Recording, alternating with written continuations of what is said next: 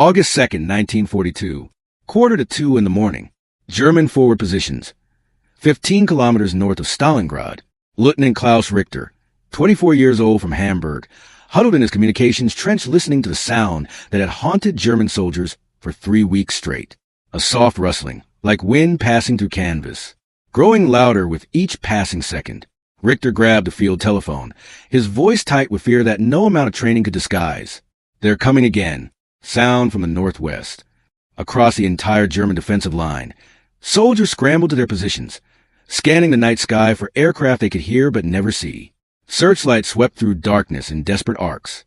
Flak guns traversed blindly, gunners straining to acquire targets that refused to appear in their sights. Anti-aircraft crews pointed their weapons at sounds, at shadows, at nothing they could identify. Then silence. Complete, absolute silence that lasted perhaps 10 seconds but felt like eternity to men who knew what came next. Then explosions. 6 bombs struck the ammunition dump 200 meters behind the front line. Secondary explosions erupted as stored munitions detonated in chain reaction. Fire spread rapidly through supply depot. Men screamed in darkness. Before German guns could even respond, the rustling sound resumed, moving away now, fading into darkness as mysteriously as it had appeared. Quarter to 2 in the morning. The sound returned from a different direction. Northeast this time. Again, searchlights sought targets that weren't there. Again, anti-aircraft guns fired blindly into night sky, tracers arcing uselessly into empty darkness. Again, that terrible silence before impact, for bombs hit the command post. Communications were severed instantly. 3 officers killed before they could even reach shelter. 2 minutes later, sound from the south. 2 bombs hit a supply convoy moving up the front lines. Trucks exploded, scattered across road. 3 minutes after that, sound from the west. 3 bombs hit an artillery position. 1 gun destroyed completely. Another damaged beyond field repair. By 4 in the morning, 2 hours and 15 minutes after that first attack, German positions had been struck 18 separate times by aircraft that appeared on no radar screen, that searchlights never once illuminated, that anti-aircraft fire never touched. 18 bombing runs. 0 aircraft shot down. 0 aircraft even clearly observed by anyone who could file a coherent report. What Lieutenant Richter and thousands of German soldiers were experiencing, what would haunt their nights for the next 3 years of war, was a 588 Night Bomber Regiment of the Soviet Air Force. All female. Every pilot, every navigator, every mechanic, every armorer. Flying Polikarpov Po-2 biplanes that had been designed back in 1928 as training aircraft, never intended for combat operations. The Po-2's maximum speed reached barely 94 miles per hour. Each aircraft could carry at most 350 pounds of bombs. They had no defensive armament whatsoever. Some pilots carried pistols or carbines, nothing more substantial. These primitive aircraft, flown by women whose average age was 22 years old, would fly more than 23,000 combat sorties over 3 years. They would drop over 3,000 tons of bombs on German positions. They would become the most feared night harassment force on the entire Eastern Front. The Germans called them Nachtfexen, night witches. The Russian crews called themselves Nochny Vedmi, the same translation but spoken with entirely different emotion. Where Germans spoke the name with fear and grudging respect, Soviet women spoke it with fierce pride. 30 women from this single regiment would receive Hero of Soviet Union, the highest military decoration their country could bestow. More heroes of Soviet Union than any other female combat unit in history, more than most male units. Their story begins not with careful military planning or strategic doctrine, but with desperation born of existential crisis. June 22, 1941. Germany launched Operation Barbarossa, the largest invasion in military history. 3 million German soldiers supported by 3,600 tanks and 2,700 aircraft swept into Soviet Union across an 1,800-mile front stretching from Baltic Sea to Black Sea. Soviet losses in the first weeks were catastrophic beyond comprehension. Entire armies were encircled and destroyed. Thousands of aircraft were destroyed on the ground before they could even take off. Millions of soldiers were killed or captured in the opening month alone. By October 1941, Wehrmacht stood just 25 miles from Moscow. Leningrad was under siege that would last 900 days. German victory seemed not just likely but inevitable to most observers, including many within Soviet high command. The Soviet Union faced existential crisis that required total mobilization of every possible resource. Every factory, every farm, every person who could contribute to war effort, including women. Soviet ideology had officially supported gender equality since the revolution. The reality had been considerably different. Women were largely excluded from combat roles despite all the revolutionary rhetoric about equality. They served as nurses, clerks, support personnel, not combatants. The war changed everything overnight. The labor force desperately needed women to replace millions of men sent to the front. Factories needed workers who could operate lathes and presses. Fields needed farmers who could harvest crops. Without women filling these roles, Soviet economy would collapse regardless of military situation. But what about actual military service? What about combat roles? Traditional military establishments, including the Soviet military despite its revolutionary origins, had always resisted women in combat. The arguments were familiar from every patriarchal society throughout history. Women supposedly lacked the physical strength required for combat. Women were supposedly emotionally unsuited for the violence of warfare. Women's presence would supposedly disrupt male unit cohesion through sexual tension and distraction. Women were needed for reproduction, for bearing the next generation, not for destruction on battlefield. These objections, deeply rooted in centuries of tradition and prejudice, collapsed almost overnight under the immense weight of military necessity. Soviet Union simply needed every single capable person fighting for survival.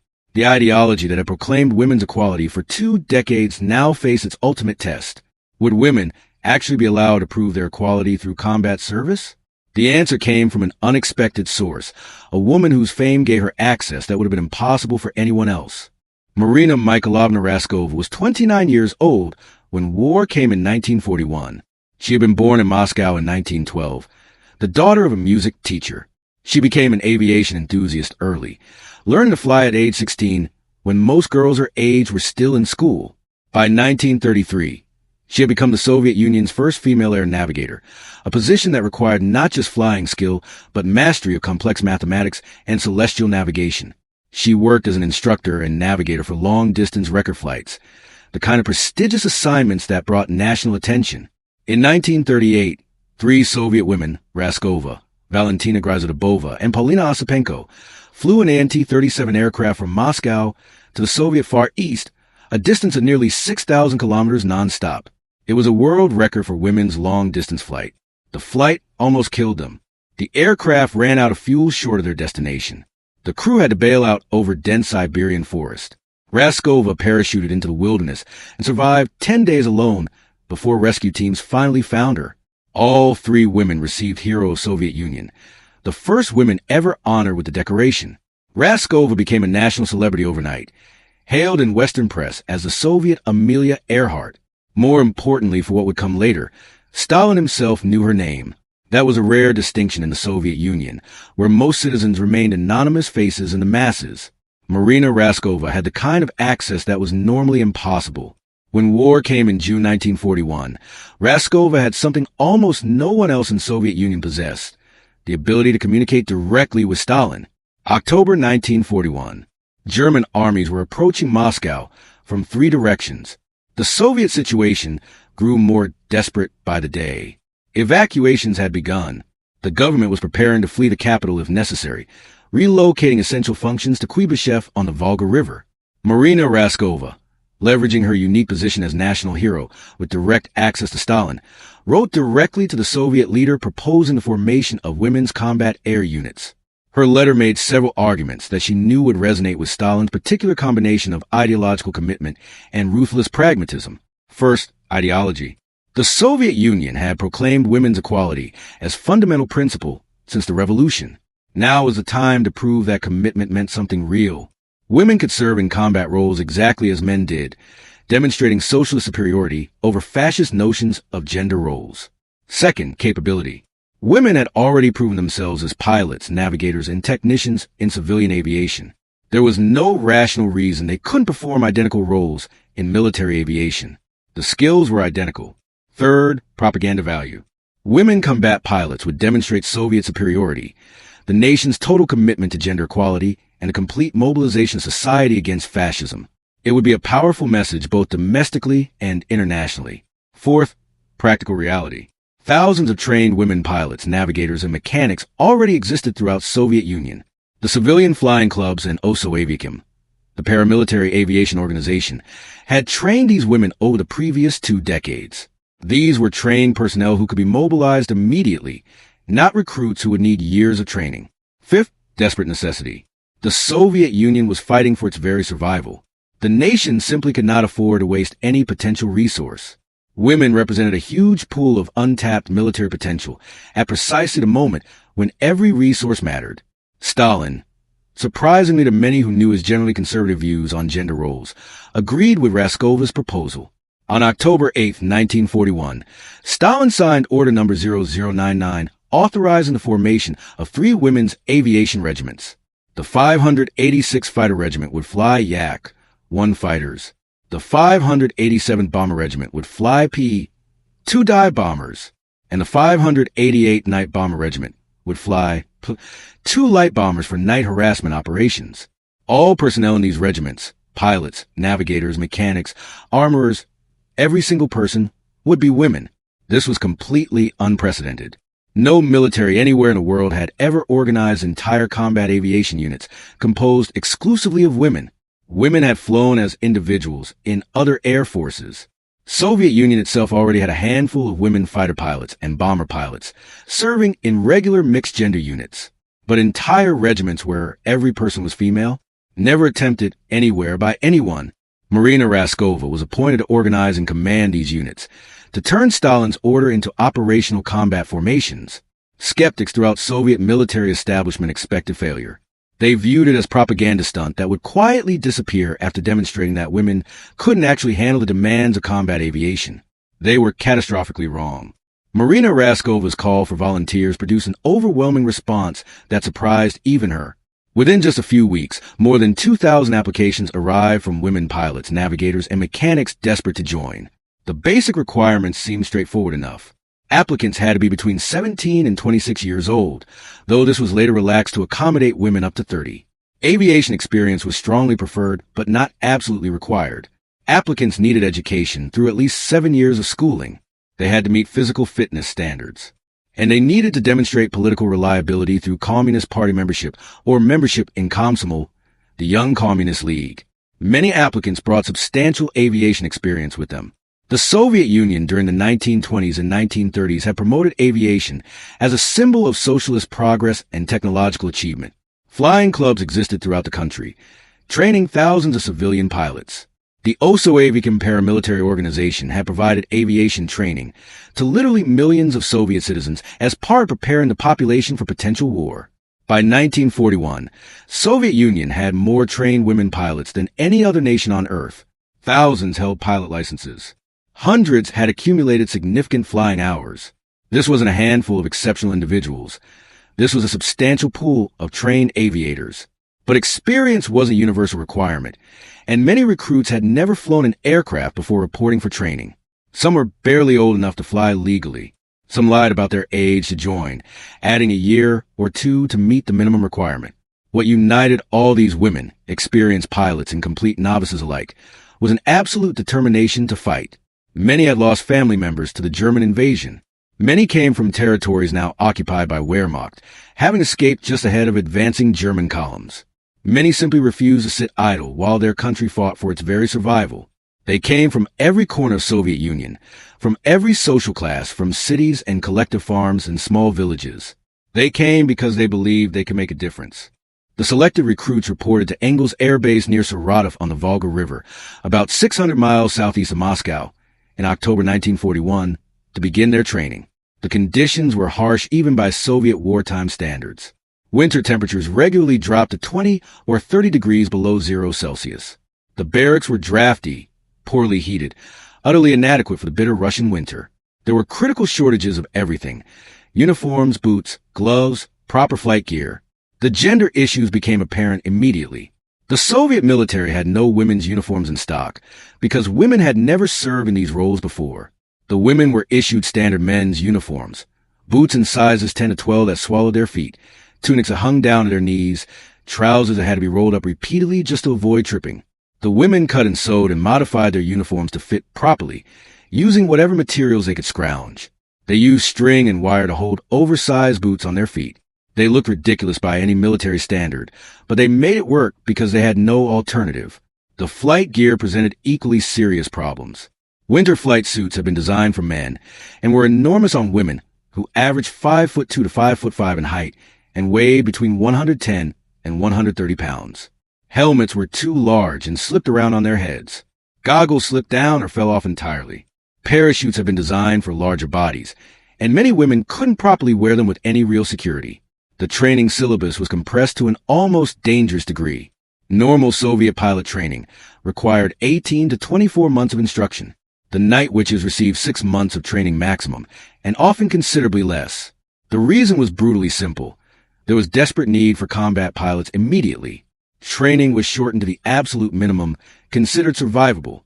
The curriculum covered basic flight training for those without previous experience, night flying techniques that were completely different from daytime operations, navigation by stars and landmarks without instruments, bomb aiming basics using primitive sights, formation fly in darkness, emergency procedures, aircraft maintenance, and weapons handling.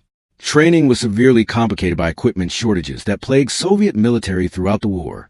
There weren't enough aircraft for all the students, so pilots had to share planes, taking turns and maximizing every minute of available flight time. There wasn't enough fuel for the training hours everyone needed, so flight time was strictly rationed. There weren't enough qualified instructors, so students taught each other, learned through trial and error, figured things out as they went. The Polikarpov Po-2, also designated U-2 until 1944, had been designed back in 1928 by Nikolai Polikarpov as a primary training aircraft. It was never intended for combat operations of any kind. The aircraft was a 2-seat biplane measuring just over 8 meters in length with a wingspan of about 11 meters. It stood roughly 3 meters tall on its fixed landing gear. Empty, the aircraft weighed around 770 kilograms. Fully loaded with crew, fuel, and bombs, it could reach perhaps 1,350 kilograms maximum. The power plant was a single Shvetsov M, 11D 5-cylinder radial engine, producing 125 horsepower. To put that in perspective, a modern automobile engine produces more power than the engine that had to lift this aircraft and its bombs into the air. The Po-2's maximum speed reached barely 152 kilometers per hour at sea level, which translated to about 94 miles per hour. Its normal cruising speed was closer to 100 kilometers per hour, roughly 62 miles per hour. The aircraft could reach a service ceiling of about 3,000 meters, just under 10,000 feet. Its maximum range was approximately 530 kilometers, roughly 329 miles. For armament in the Night Bomber variant, the aircraft could carry either 250-kilogram bombs or 425-kilogram bombs, or an equivalent weight in smaller munitions. The absolute maximum bomb load was 350 kilograms, about 770 pounds. There were no defensive guns installed as standard equipment. Some crews carried personal weapons, pistols, or carbines, but nothing more substantial than what they could hold in their hands. The construction was remarkably primitive by 1940 standards. The fuselage consisted of welded steel tube frame covered with plywood and fabric. The wings used wooden spars and ribs, also covered with fabric. The landing gear was fixed tailwheel configuration with no retraction mechanism. This was a training aircraft, pure and simple, never designed for combat, and certainly never designed for the kind of combat operations it would soon be conducting. But the Po-2 had several advantages as a night bomber, advantages that were entirely unintentional in the original design, but proved absolutely crucial in combat. First, quiet operation. The low-powered engine combined with slow speed produced minimal noise, especially when the pilot throttled back the engine. Germans called it the sewing machine because of its distinctive puttering sound, but that sound was often barely audible until the aircraft was practically overhead. Second, extremely low stall speed. The Po-2 could fly as slowly as 65 kilometers per hour, about 40 miles per hour without stalling. This allowed precise maneuvering in tight turns that faster aircraft couldn't match. Third, exceptional maneuverability. The lightweight and responsive controls allowed extreme maneuvers that would be impossible for larger, faster aircraft. The Po-2 could turn inside any German fighter or bomber. Fourth, short takeoff and landing distances. The aircraft required only about 200 meters of runway, meaning it could operate from rough fields, forest clearings, even roads. It didn't need prepared air bases with paved runways. Fifth, remarkably simple maintenance. The Po-2 had minimal mechanical complexity. Most repairs could be accomplished in field conditions with basic tools. Maintenance crews could work on aircraft without specialized equipment. And 6, perhaps most important, the Po-2 flew too slowly for German defenses designed to engage modern combat aircraft. German fighters couldn't slow down enough to effectively engage Po-2s without stalling. German anti-aircraft guns had difficulty tracking such slow targets. Radar systems of the era often couldn't detect wooden aircraft flying at such low speeds. The Po-2 was obsolete, primitive, laughably outdated by modern standards. It was also exactly the right aircraft for the mission it would perform. Before we continue with how these wooden biplanes conducted bombing runs that terrified the Wehrmacht and why German soldiers requested transfer away from sectors where night witches operated, if you're fascinated by these stories of unconventional weapons and tactics that defeated enemy expectations through innovation and sheer determination, subscribe and hit notification bell. We publish deeply researched military history documentaries every week that bring you the untold stories that changed warfare forever. Now back to early 1942, and the women who were about to earn the name that would haunt German soldiers for 3 years, the Night Witches. May 1942, the 588th Night Bomber Regiment completed its abbreviated training and received orders for deployment to the front. The regiment consisted of roughly 400 women organized into 3 squadrons. They had 40 Po-2 aircraft, far fewer than a standard Soviet bomber regiment, but all that could be spared given the desperate aircraft shortage. Major Yevdokia Brushanskaya, 30 years old, commanded the regiment. She was an experienced pilot who had been flying since 1930, accumulating over 2,000 hours before the war. She would command the Night Witches from their first combat mission to the end of the war, the only woman to command a combat aviation regiment for the entire duration. The regiment deployed to the southern sector of the Eastern Front, to the area north of the Caucasus, where Soviet forces were desperately trying to halt the German summer offensive of 1942. This was Operation Blue, Germany's attempt to capture Soviet oil fields in the Caucasus and reach the Volga River. The tactical situation was dire. German forces were advancing rapidly. Soviet forces were conducting fighting retreats, trying to avoid encirclement while inflicting maximum casualties on attackers. Every Soviet unit was outnumbered, outgunned, fighting against Wehrmacht at peak effectiveness.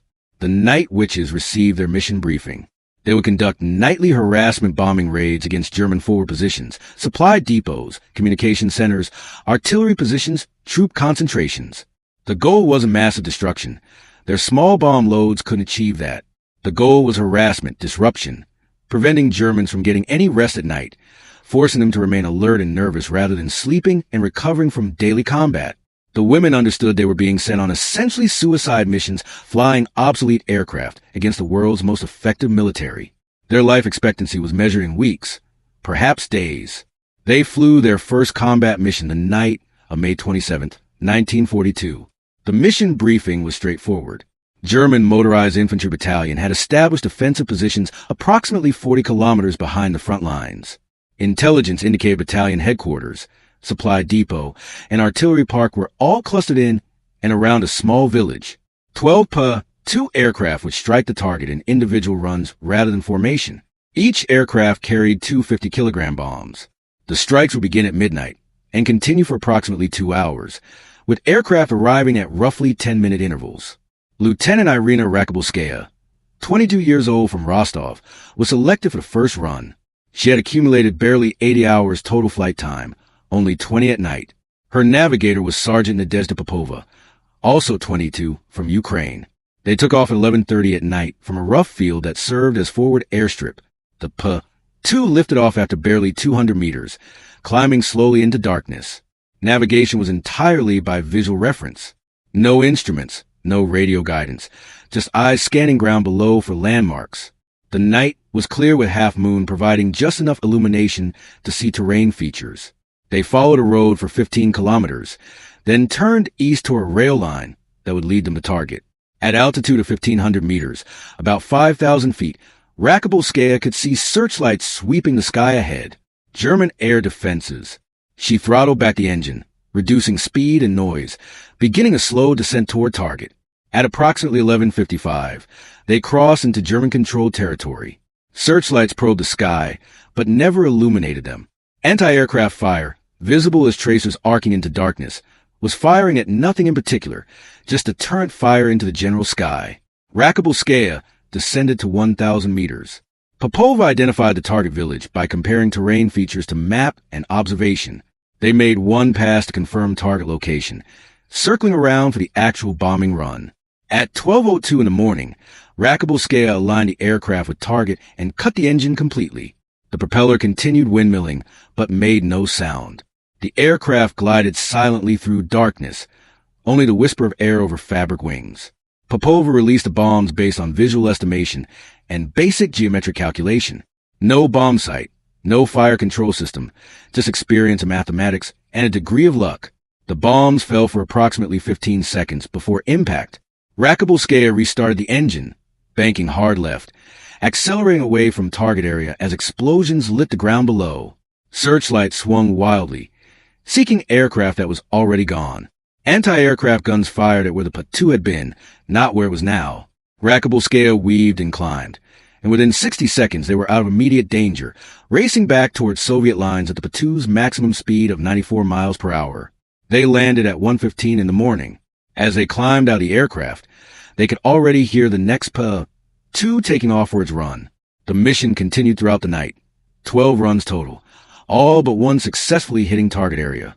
22 bombs delivered on target. Actual damage was probably minimal. 4,400 pounds of explosives spread across dozens of targets wouldn't destroy much.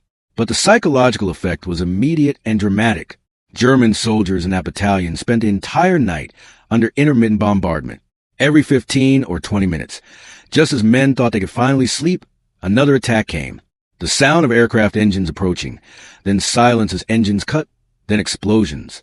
The silence before the bombs hit was particularly unnerving.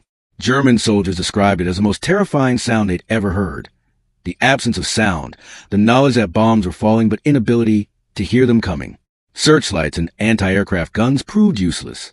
The aircraft were too small, too slow, too quiet to effectively engage. By the time defenders identified where an attack had come from, the attacker was already gone. German soldiers got no sleep. They spent the entire night in shelters or trenches, afraid to move, unable to relax. When dawn finally came, they were exhausted, nerve-shattered, jumpy.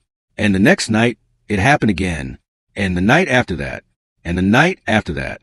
Within a week, German soldiers in sectors where night witches operated were reporting psychological effects. Men became afraid of darkness. They flinched at any sound. They couldn't sleep, even when given opportunity. Combat effectiveness declined measurably. The Germans initially called the Po-2s sewing machines because of their puttering engine sound. But soon, a different name emerged from German trenches. Nachthexen, night witches. Spoken initially with contempt for what seemed like harassment by women in obsolete aircraft, but increasingly spoken with fear and grudging respect. Soviet intelligence intercepted German radio communications, referring to night witches. The name spread through German ranks. Within months, every German soldier on Eastern Front knew the term and what it meant. The Soviet women adopted the name with fierce pride. They were Nakhny Vedmi, night witches, and they owned it completely. The night witches rapidly developed tactics that maximized their aircraft's advantages while minimizing its many disadvantages. The standard approach became a flight glide bomb technique that the Germans found almost impossible to counter. The Po-2 would approach the target area at altitude between 1,000 and 1,500 meters, with engine running normally. Once near the target, the pilot would cut the engine completely and glide silently toward the target. The navigator would release bombs based on visual aiming.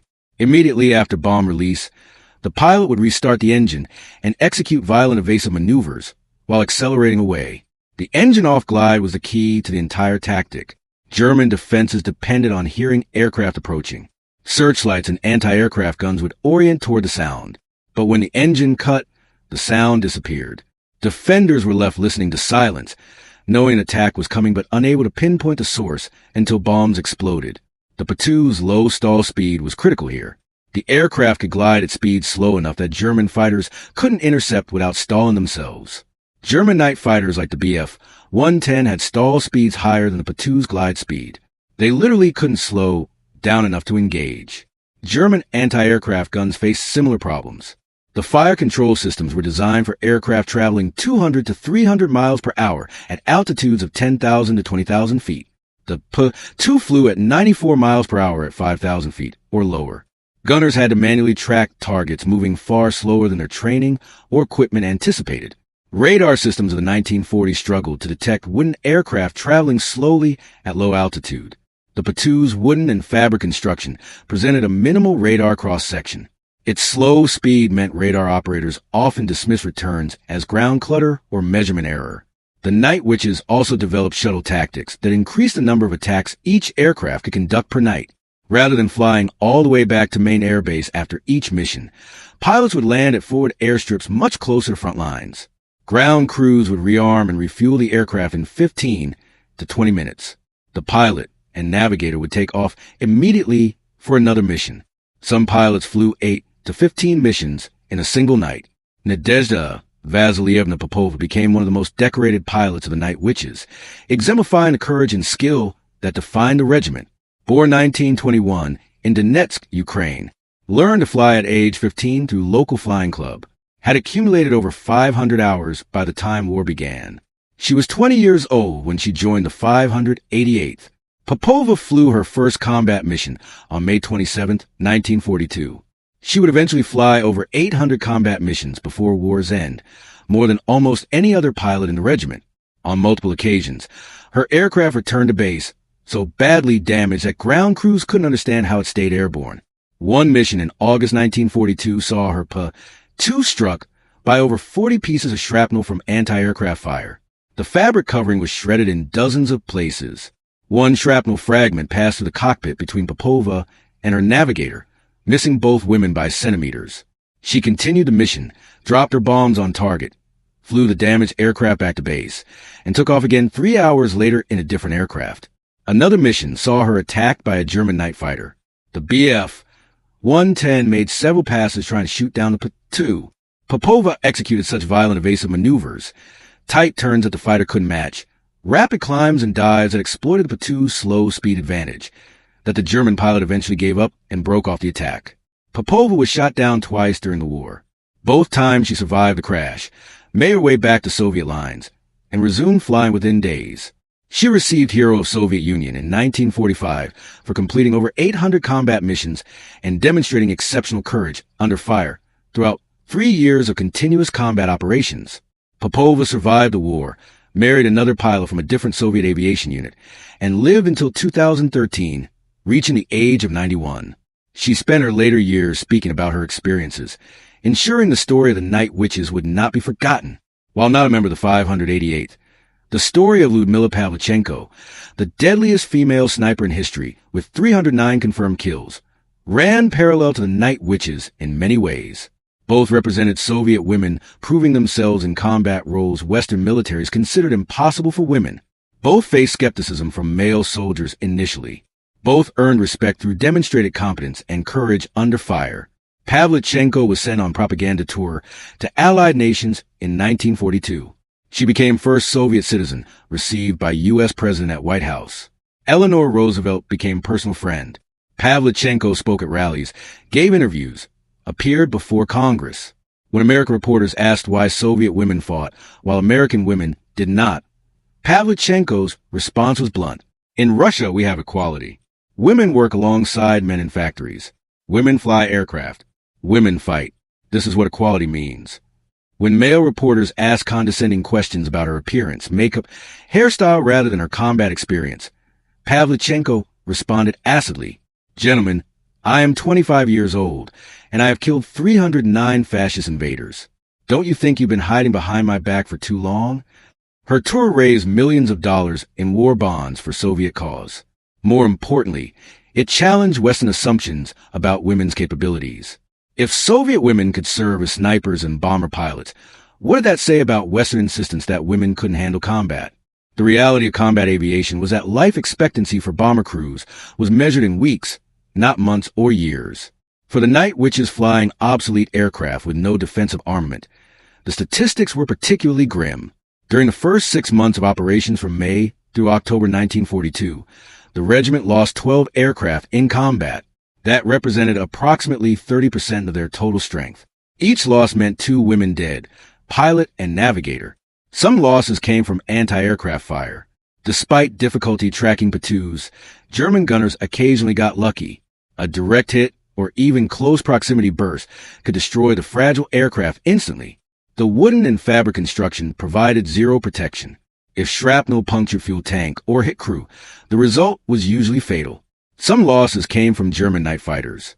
While fighter pilots struggled to engage Po-2s, determined pilots occasionally succeeded through persistence and luck. A single burst of cannon fire could disintegrate a Po-2 in midair. Some losses came from accidents. Night flying in primitive aircraft without instruments was inherently dangerous. Pilots became disoriented in darkness, flew into terrain, misjudged altitude. Mechanical failures occurred. Engines quit. Controls failed. Some losses came from weather.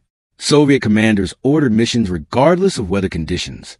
Pilots flew in thunderstorms, heavy fog, snow, high winds. Many aircraft simply disappeared, never returning for missions. Fate unknown. The regiment maintained a waiting list of replacement volunteers at all times.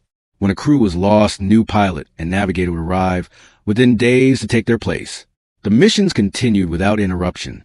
Young women in their early 20s faced this reality with remarkable matter-of-fact courage. They knew the odds. They flew anyway, night after night, mission after mission. August 1942. German 6th Army under General Friedrich Paulus launched offensive to capture Stalingrad. The battle will become the bloodiest in human history, with total casualties exceeding 2 million. The Night Witches operated continuously throughout the battle, flying missions every night for 4 months straight. They targeted German positions in and around the city, supply columns approaching from the west, artillery positions on the west bank of the Volga, troop concentrations preparing for assaults. The tempo of operations reached levels that would have been considered impossible before the war. Pilots routinely flew 10 to 12 missions per night. Some nights, particularly desperate nights when German attacks threatened to overwhelm Soviet positions, pilots flew 15 missions between dusk and dawn. The physical and mental strain was extraordinary. Pilots would take off, fly to target area 40 kilometers away, drop bombs, return to forward airstrip, land, climb out while ground crew rearmed and refueled aircraft, climb back in, take off again. Repeat, repeat, repeat, for 7 or 8 hours straight. They did this while exhausted from previous nights, while grieving friends killed in crashes, while dealing with injuries that would have grounded them in peacetime.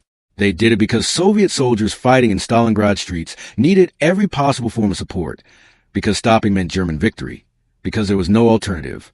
Marina Chechnyova, 19 years old, flew 18 missions in a single night during the height of Stalingrad fighting. She took off at 9:30 at night on October 14th, 1942. She landed for the last time at 6:15 the next morning.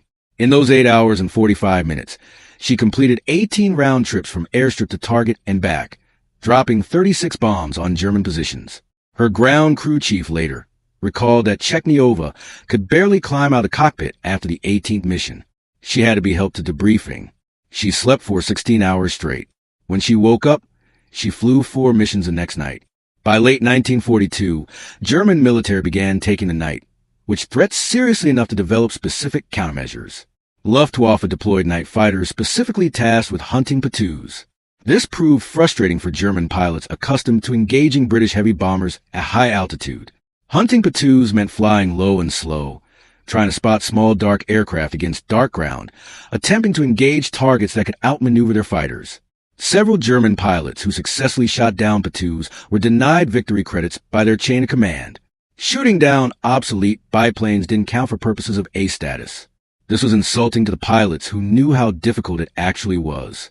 Germans deployed additional anti-aircraft assets to forward areas, specifically to defend against night harassment attacks. These were light and medium caliber weapons, 20 millimeters, 37 millimeters, 88 millimeters guns, positioned to create curtains of fire that Po-2s would have to fly through. Germans established listening posts equipped with sound detection gear, attempting to track Po-2s by engine noise and direct searchlights and guns toward detected aircraft. This had limited success because the engine-off glide technique eliminated sound at the critical moment. Germans tried moving critical installations, ammunition dumps, fuel depots, headquarters, artillery parks, farther from front lines, beyond the Po-2's limited range. But this created logistics problems, as supplies had to be moved longer distances to reach frontline units. Some German commanders requested that their units be rotated out of sectors where night witches operated, citing declining morale and combat effectiveness due to constant sleep deprivation. These requests were generally denied because Wehrmacht was fully committed and had no reserve units available for rotation.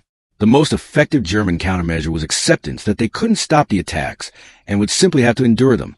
Units adapted by dispersing positions more widely, improving camouflage, increasing use of underground shelters. This reduced casualties from the attacks, but couldn't eliminate the psychological, where being bombed every night. Winter brought new challenges to the Night Witches. Temperatures dropped to -20, -30 degrees Celsius. The Po-2 had open cockpits with no protection from wind chill. At altitude in winter, pilots experienced temperatures approaching -40 degrees. The women wore every piece of clothing they could fit into cockpit, multiple layers of undergarments, with uniforms, sheepskin jackets, heavy boots, thick gloves, scarves wrapped around faces leaving only eyes exposed. Despite all this, frostbite was common. Fingers and toes went numb after 30 minutes of flight. Faces suffered frostbite damage repeatedly. The aircraft system struggled in extreme cold. Engines were difficult to start. Oil thickened to near solid consistency and had to be preheated before flight. Fuel lines froze. Control cables stiffened. Instruments became unreliable.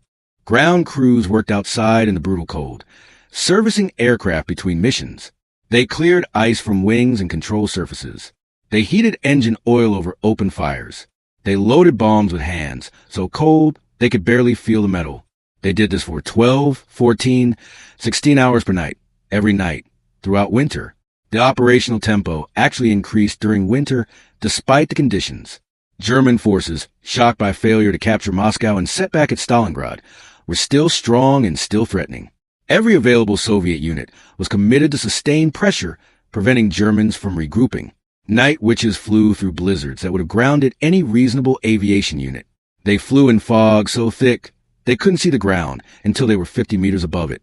They flew through ice storms that coated aircraft surfaces and threatened to bring aircraft down from added weight. They suffered more losses to weather than to enemy action that winter. Aircraft disappeared into snowstorms and never returned. Pilots became disoriented in whiteout conditions and flew into terrain. Mechanical failures caused by extreme cold brought down aircraft whose crews had no chance to bail out. The survivors kept flying. There was no alternative. This was total war. Either you continued fighting or you accepted defeat.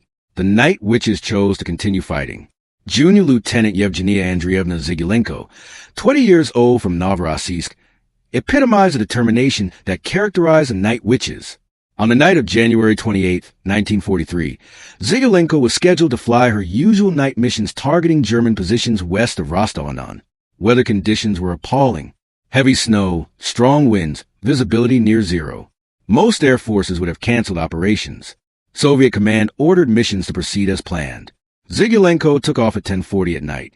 She flew her first mission and returned safely despite barely being able to see ground below. She took off her second mission at 11:30. Weather had worsened. Visibility had dropped to essentially zero. She couldn't see stars for navigation, couldn't see terrain features, couldn't see target area. She navigated purely by compass heading and elapsed time calculation, estimating when she should be over target based on speed and direction.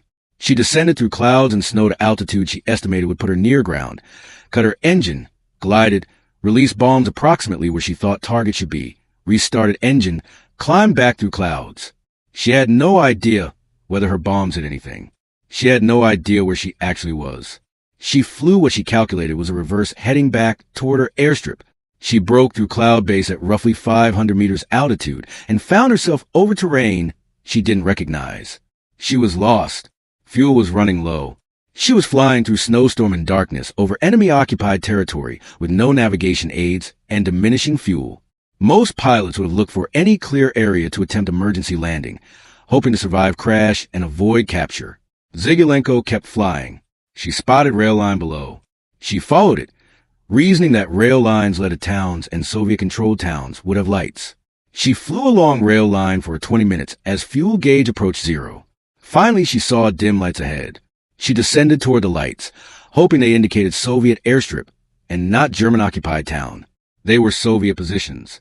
She found the airstrip, lined up for landing despite visibility that made landing nearly suicidal, brought the Po-2 down with less than 10 minutes of fuel remaining in her tanks.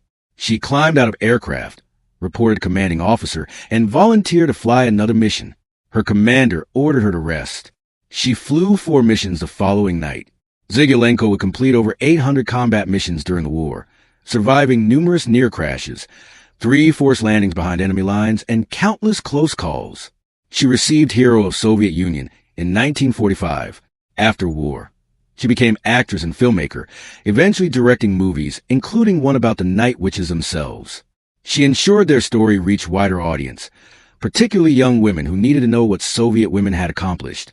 She died in 1994 at age 71, having spent 5 decades making sure the Night Witches were not forgotten.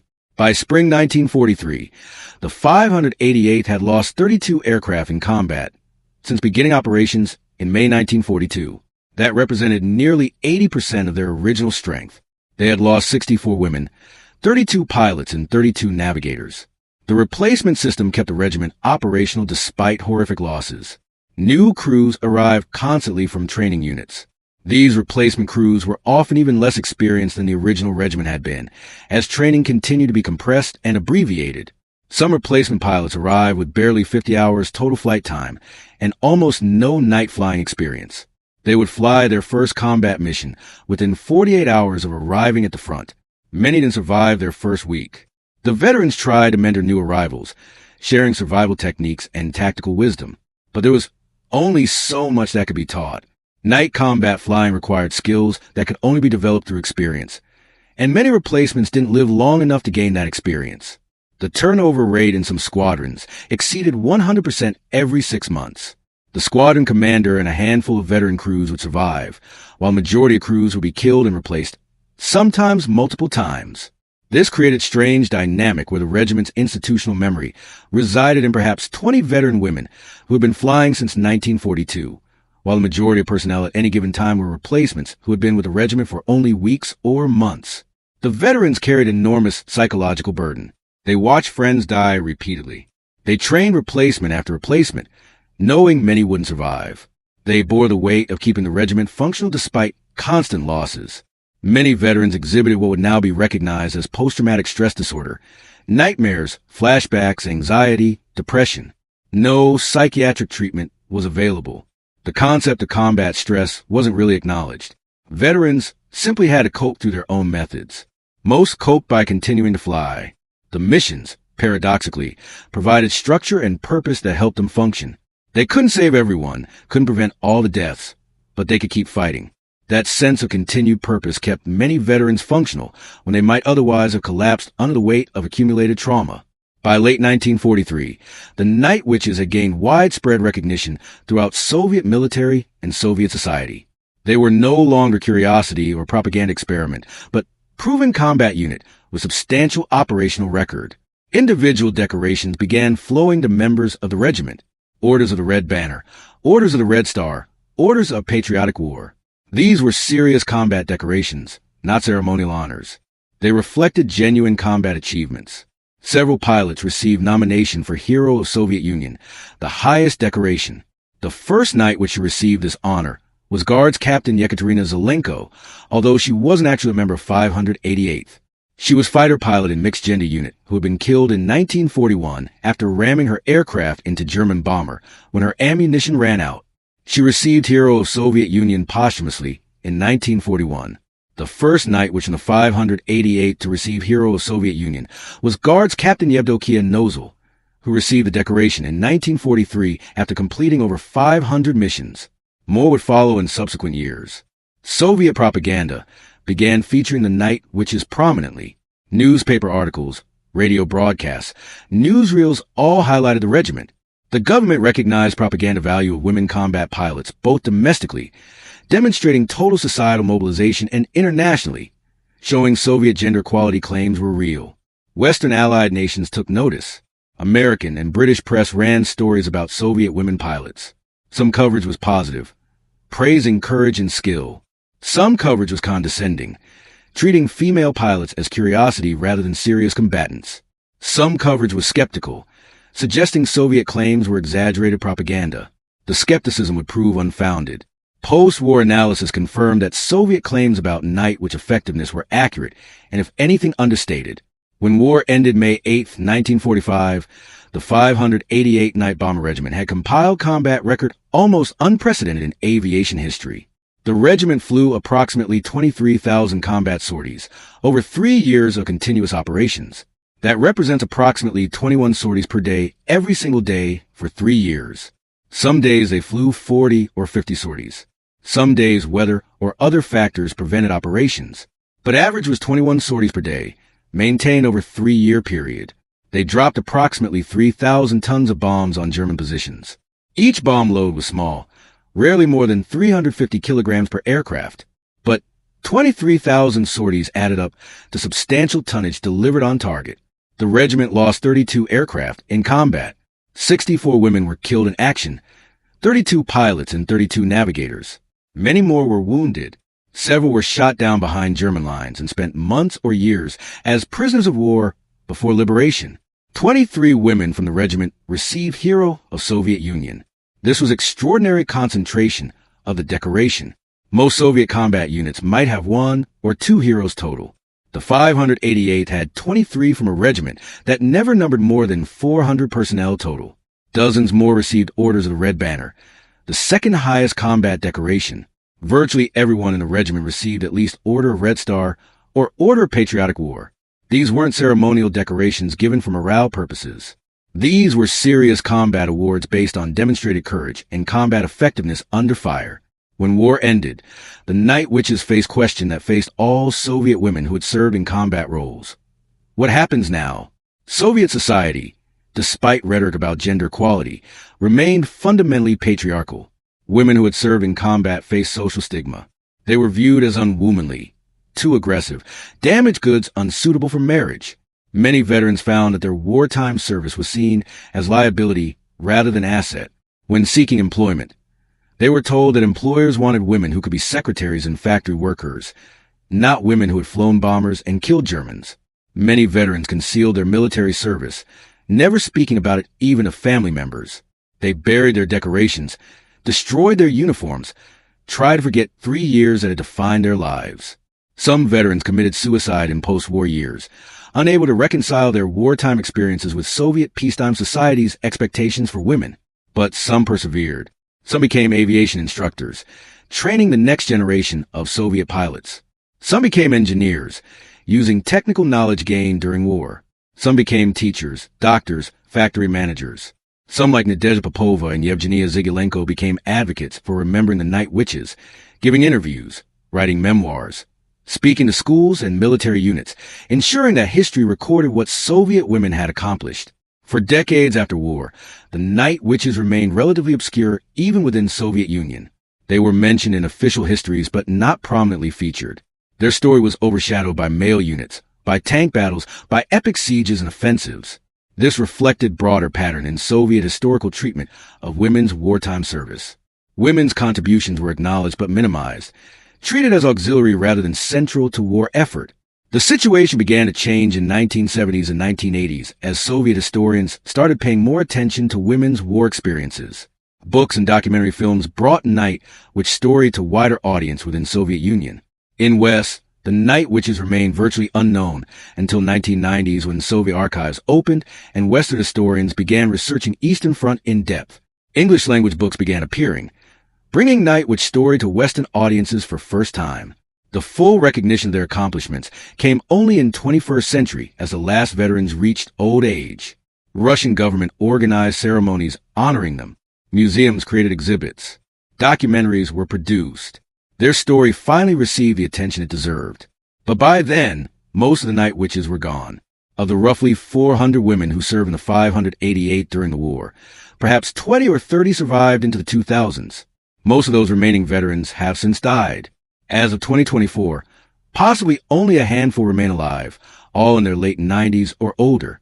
Germans never expected women in wooden biplanes to bomb them 18,000 times because such a thing violated every assumption about gender, technology, and military effectiveness that existed in 1940s. Women weren't supposed to be capable of combat flying. Obsolete biplanes weren't supposed to be effective combat aircraft. Harassment tactics weren't supposed to have meaningful military impact. The Night Witches proved all these assumptions wrong. They proved that women could fly combat missions as effectively as men when given training and opportunity. They proved that technological simplicity could be advantage rather than disadvantage in right circumstances. They proved that constant harassment, even from relatively weak forces, could have substantial impact on enemy effectiveness. The Soviet Union accepted the risks that Western military establishments rejected. They trained women as combat pilots. They deployed obsolete biplanes in combat role they were never designed for. They embraced unorthodox tactics that conventional military wisdom dismissed. The result was the 588th Night Bomber Regiment, the Night Witches, Nakhny Vedmi, 23,000 combat sorties, 3,000 tons of bombs, 32 aircraft lost, 64 women killed, 23 heroes of Soviet Union. From Stalingrad to Kursk to Berlin, the distinctive sound of Po-2 engines in the night sky became the sound that German soldiers feared most. That moment of silence before the bombs hit, the knowledge that they were being attacked by aircraft they couldn't see, couldn't shoot down, couldn't stop. Pure oxygen torpedoes and Winchester shotguns have their place in history as technological innovations that change warfare. But sometimes the greatest innovations are not technological. Sometimes they're simply recognizing that people you underestimated are capable of extraordinary things when circumstances demand it. The Night Witches demonstrated that technology alone does not determine victory. Courage, determination, innovation, and willingness to challenge assumptions. These matter as much as any weapon. Nachthexen, Night Witches. Women Germany never expected. Flying biplanes Germany dismissed. Conducting attacks Germany couldn't stop. For 3 years, every night, until victory.